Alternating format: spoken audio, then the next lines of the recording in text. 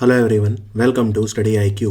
Study IQ के इस video में हम पढ़ेंगे इंटरनेशनल रिलेशंस में एक इम्पॉर्टेंट विजिट इमरान खान की श्रीलंका में। इमरान खान श्रीलंका में क्यों गए हैं, इसके क्या मायने हैं, इंडिया पे इसका क्या प्रभाव पड़ेगा, आइए स्टार्ट करते हैं।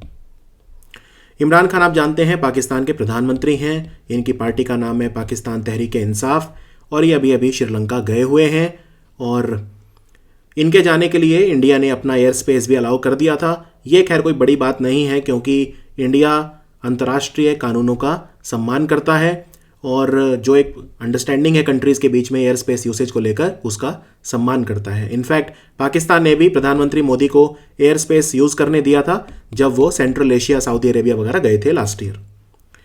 तो इमरान खान जो हैं उनकी ये नेबरहुड में यानी अपने पड़ोसी देशों में ये दूसरी विजिट है सिर्फ प्रधानमंत्री बनने के बाद। उनकी पहली विजिट थी नवंबर 2019 में जब वो अफगानिस्तान गए थे, आज से लगभग 1.25 साल पहले। तो ये दूसरी विजिट है नेबरहुड में जब वो श्रीलंका गए हैं। इससे पहले पाकिस्तान का कोई प्रधानमंत्री अगर श्रीलंका गए थे तो वो थे नवाज शरीफ, राइट, 2016 में। अब ये विजिट स्टार्ट होने से पहले ही कुछ एक चीज़ हुई, घटना हुई, वो ये पाकिस्तान की सरकार ने श्रीलंका से रिक्वेस्ट किया था कि पाकिस्तान के जो प्रधानमंत्री हैं इमरान खान, वो श्रीलंका की पार्लियामेंट में स्पीच देंगे, श्रीलंका की पार्लियामेंट को एड्रेस करेंगे, लेकिन वो कैंसिल कर दिया श्रीलंका ने। खैर ये बहुत बड़ा मुद्दा नहीं बना, लेकिन ये इंटरेस्टिंग है कि श्रीलंका ने कैंसिल क्यों किया।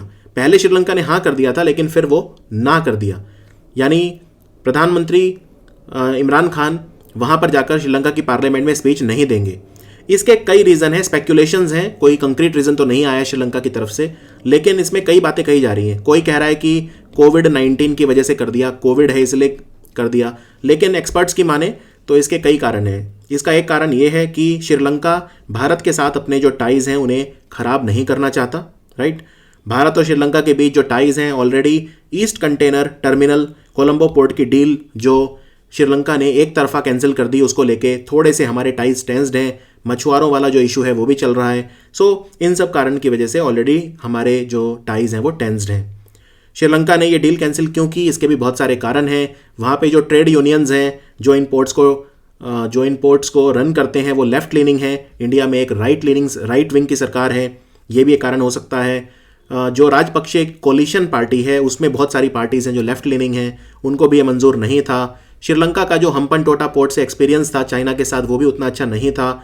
तो इसके बहुत सारे रीज़न हैं कि श्रीलंका ने ये ईस्ट कंटेनर टर्मिनल वाली जो डील है भारत और जापान के साथ जो साइन की थी वो कैंसिल कर दी। तो ऐसे में श्रीलंका भारत के साथ अपने जो टाइज़ हैं और ज़्यादा हार्म नहीं करना चाहता। एक रीज़न तो ये हो सकता है। दूसरा ये कि ऐसा एक्सपर्ट्स कहते हैं कि अगर इमरान खान श्रीलंका की पार्लियामेंट में स्पीच देते तो वो कश्मीर के बारे में भी ज़रूर बोलते और ये भारत को डीपली अपसेट कर सकता था। ये भी एक रीज़न हो सकता है। इसके अलावा एक चीज़ आपको और बताता हूँ, श्रीलंका जो है ये भी कंसर्न था। आप जानते हैं श्रीलंका में 11%, 10 से 11% मुस्लिम हैं, लगभग 7% हिंदू हैं, 12% हिंदू हैं, 7% क्रिश्चियन हैं। तो श्रीलंका बेसिकली बुद्धिस्ट कंट्री है। यहाँ पे 70% जो हैं वो सिन्हलीज बुद्धिस्ट हैं। क्लियर? तो श्रीलंका में लगभग 10-11% मुस्लिम हैं और 12% कुछ हिंदू हैं। तो श्रीलंका में जो मुस्लिम्स हैं इनका काफ़ी ज़्यादा परसिक्यूशन होता है वहाँ की मेजॉरिटी के द्वारा। इनफैक्ट बहुत जगह श्रीलंका की ऐसी हैं जहाँ पे राइट्स देखे गए, दंगे हुए मुसलमानों और बुद्धिस्ट के बीच में, और बुद्धिस्ट वहाँ पे मेजॉरिटी हैं तो मुस्लिम्स का दमन, उनके अधिकारों का हनन, ये सब आम बातें हैं। तो श्रीलंका को यह भी डर था कि इमरान खान जो हैं वो ये वाला मुद्दा भी, यानी मुस्लिम अधिकारों का मुद्दा भी श्रीलंका के पार्लियामेंट में उठा सकते हैं। कुछ ना कुछ इस तरह के सेंटिमेंट्स, अगर वो डायरेक्ट भी ना बोलें तो इस तरह के सेंटिमेंट्स जो हैं उन पे भी बात कर सकते हैं।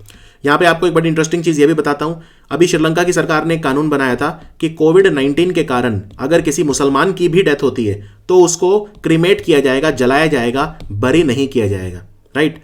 तो ये भी मुसलमानों को गवारा नहीं थी ये बात, ये उनके धर्म के खिलाफ है क्योंकि मुसलमान जब भी उनकी डेथ होती है तो उनको दफनाया जाता है, जलाया नहीं जाता। लेकिन श्रीलंका ने कहा कि अगर कोविड की वजह से डेथ हो रही है तो आपको क्रीमेट करना पड़ेगा, आप बरी नहीं कर सकते। इस बात को लेकर यूएई, सऊदी अरेबिया और जो दूसरे मुस्लिम कंट्रीज़ हैं उन्होंने श्रीलंका की मुखालफत की, श्रीलंका को कन्फ्रंट किया और श्रीलंका से कुछ ना कुछ उनके टेंशन बढ़े। तो इस्लामिक जो कंट्रीज़ हैं उन वो भी श्रीलंका को सपोर्ट इस मुद्दे पे नहीं कर रहे थे। बहुत आउटक्राई हुआ इस पे। ये इस तरह से देखा गया कि मुस्लिम के अधिकार श्रीलंका में ऑलरेडी दबाए जाते हैं, और ये एक और चीज़ है कि अब धर्म में भी इंटरफेयर किया जा रहा है। तो एक चीज़ और है, जब ईस्टर सुसाइड बॉम्बिंग हुए थे अप्रैल 2019 में, क्या हुआ था, श्रीलंका में कुछ 8-9 जगह पर बम गिराए गए थे और ये आईसिस ने किया था। उसके बाद भी वहाँ पे कुछ ना कुछ एक एंटी मुस्लिम सेंटिमेंट देखा गया था, और जो वहाँ के मुस्लिम्स हैं श्रीलंका के और वहाँ के जो बुद्धिस्ट मेजॉरिटी है उनके बीच दंगे कई जगह पे देखे गए थे। तो इन सब कारणों की वजह से श्रीलंका ने इमरान खान का जो एड्रेस है वो कैंसिल कर दिया। दूसरी बात यह है, श्रीलंका इस वक्त काफ़ी प्रेशर में है। श्रीलंका को पाकिस्तान का सपोर्ट भी चाहिए और इंडिया का सपोर्ट भी चाहिए। क्यों चाहिए? क्योंकि श्रीलंका पे United Nations human rights council का प्रेशर है। बेसिकली हुआ क्या था, आप जानते हैं श्रीलंका में तमिल लोग रहते हैं, वो माइनॉरिटी में हैं। तो श्रीलंका की सरकार के बीच और तमिल जो सेपरेटिस्ट ग्रुप है उनके बीच में बहुत दशकों से एक युद्ध चल रहा था, राइट।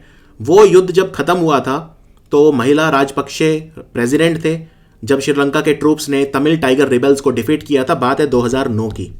और लेकिन उस वक्त ये भी बात हुई कि श्रीलंका की जो आर्मी है, श्रीलंका की जो सेना है, उन्होंने 40,000 सिविलियंस को मार दिया और बहुत ज़्यादा ह्यूमन राइट्स अब्यूज़ हुए थे श्रीलंकन आर्मी की तरफ से।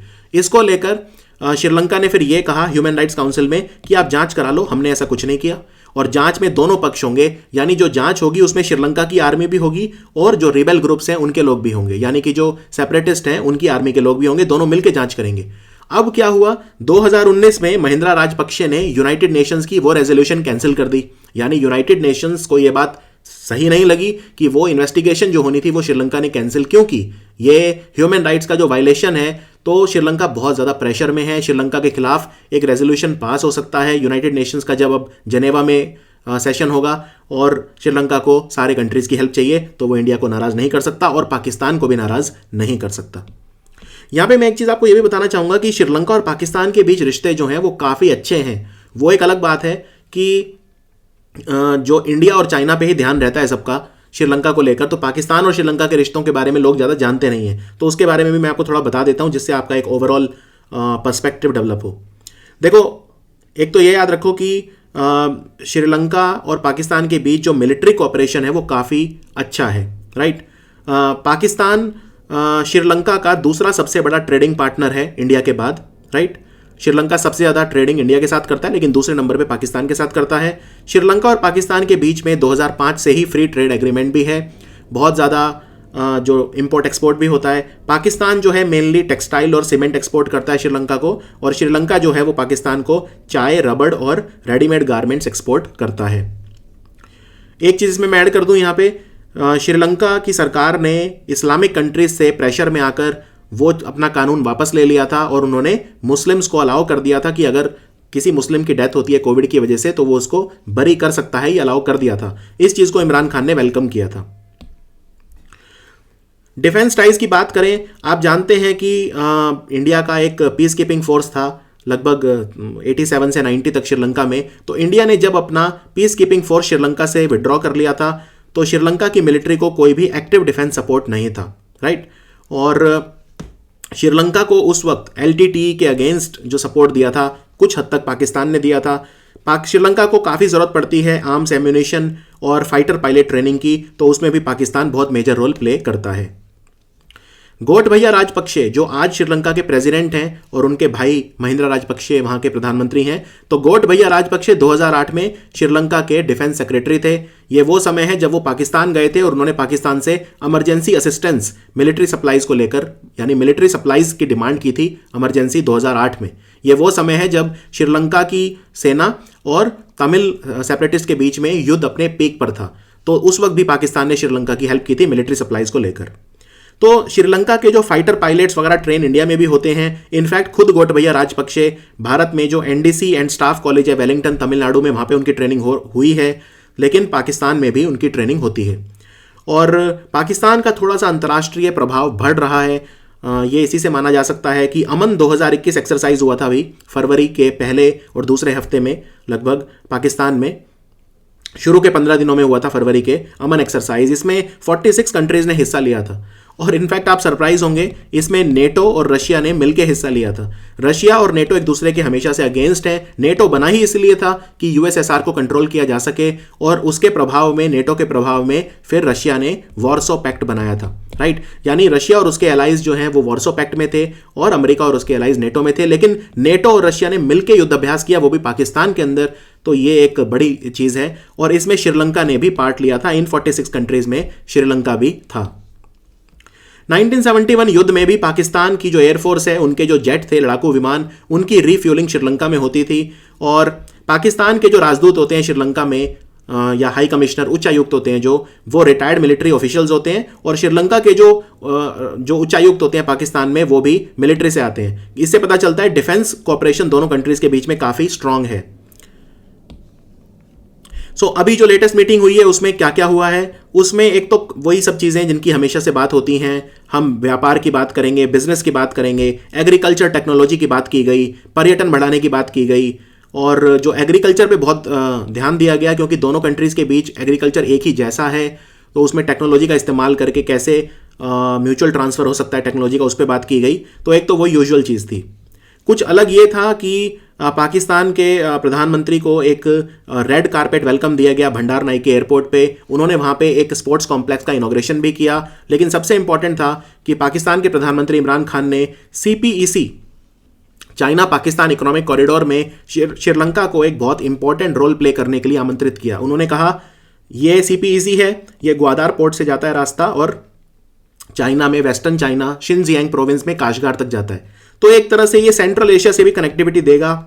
तो एक तरह से श्रीलंका को इनवाइट किया गया कि वो CPEC को अपनाए, CPEC के थ्रू व्यापार करे। लेकिन ये भारत और श्रीलंका के बीच में रिश्ते और ख़राब कर सकता है, क्योंकि CPEC जो है वो पाकिस्तान ऑक्यूपाइड कश्मीर से गुजरता है, जो अगेन एक डिस्प्यूटेड एरिया है इंडिया और पाकिस्तान के बीच में। ये एक इंपॉर्टेंट चीज़ हुई थी विद रेस्पेक्ट टू इंडिया कि इमरान खान ने श्रीलंका को CPEC, और by the way CPEC belt and road initiative का पार्ट है चाइना के, जिसको इंडिया ऑलरेडी रिजेक्ट कर चुका है। फिर पाकिस्तान के जो विदेश मंत्री हैं शाह महमूद कुरैशी, वो भी गए हैं साथ में इमरान खान के। तो श्रीलंका को पाकिस्तान लोन भी दे रहा है, $15 मिलियन का क्रेडिट दे रहा है डिफेंस कॉपरेशन के लिए। और पाकिस्तान में बहुत सारी बुद्धिस्ट साइट्स हैं जो श्रीलंका के मेजॉरिटी पॉपुलेशन है 70%, उनके लिए अट्रैक्टिव टूरिज्म का रोल प्ले कर सकती हैं। यहाँ पे आपको ये भी याद रखना होगा, ये एक काफ़ी वोलाटाइल टाइम है इंडिया और श्रीलंका के बीच। तो ऐसे में इंडिया को भी अपना जो गेम है वो स्टेप अप करना होगा। ये था मेरा पूरा एनालिसिस इमरान खान और उनकी श्रीलंका विजिट के बारे में। आपके इस पे जो भी विचार हैं आप कमेंट्स में लिख सकते हैं। और अगर आप चाहते हैं कि मैं एक वीडियो बनाऊं कि इंडिया और श्रीलंका के इस बीच इस वक्त क्या चल रहा है उस पर पूरा, तो आप मुझे ज़रूर बताइए। अगर आप में से ज़्यादा लोग कहेंगे तो मैं कल शाम तक वो वीडियो अपलोड कर दूंगा। Thank you for watching study IQ।